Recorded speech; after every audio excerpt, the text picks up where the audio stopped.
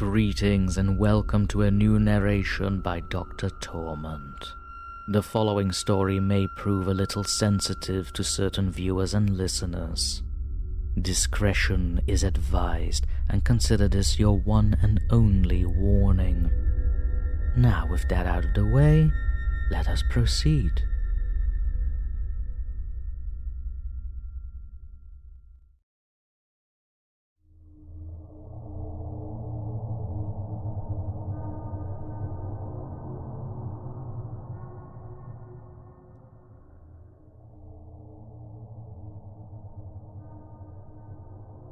The rainy season began in early summer, and June had been no exception.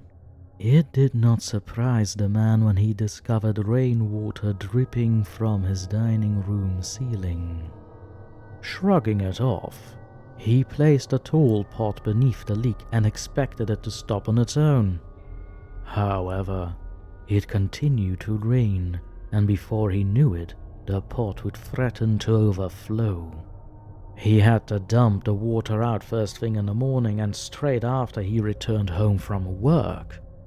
Eventually, he began to notice damage at the source of the leak. The white ceiling had discolored, turning a dull shade of brown. He checked the weather and realized that it would continue to rain sporadically over the next 10 days.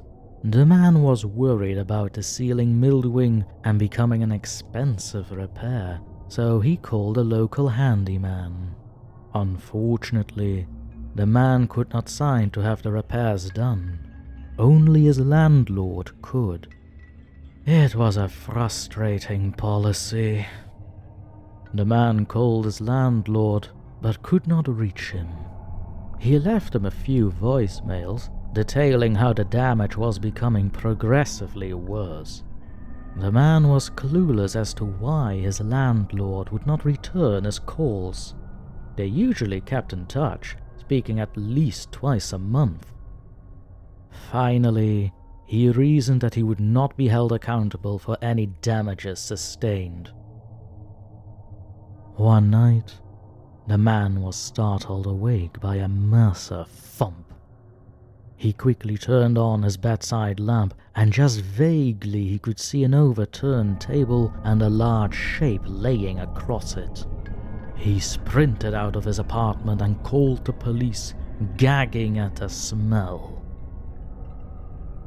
The man sat in the police station with a blanket wrapped around his shoulders and a coffee mug resting in his hands.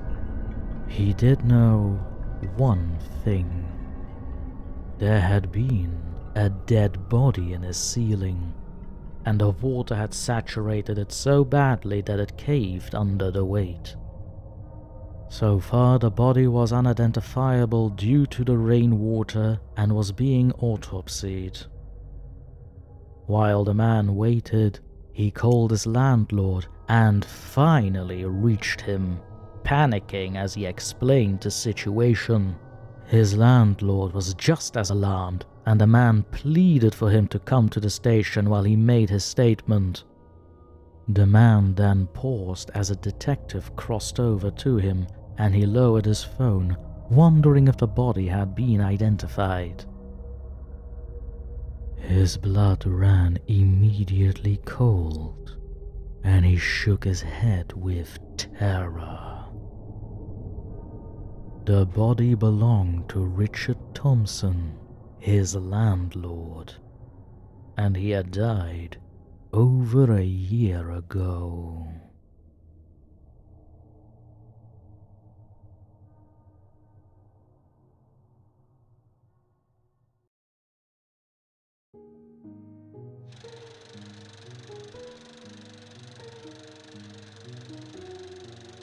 Picture, if you will, a man ensconced in his dwelling where the relentless intrusion of rainwater serves as a harbinger of impending catastrophe, symbolizing his slow descent into the darkness and despair to come, likely scarring him until the end of days.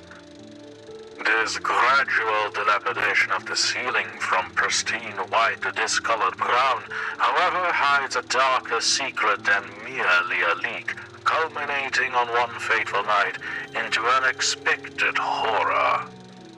The odd absence of the landlord within the story and the subsequent discovery of a long-deceased body concealed within the man's own abode evoke a sense of foreboding centered around his missing individual. The revelation that the deceased is none other than the landlord himself adds a quite sinister layer to this unfolding enigma, casting a pall of dread over the narrative. Whatever malevolent force at play here may certainly not be supernatural in origin, but that only adds to the realism. After all, how well does one truly know their own home, and whatever lies within?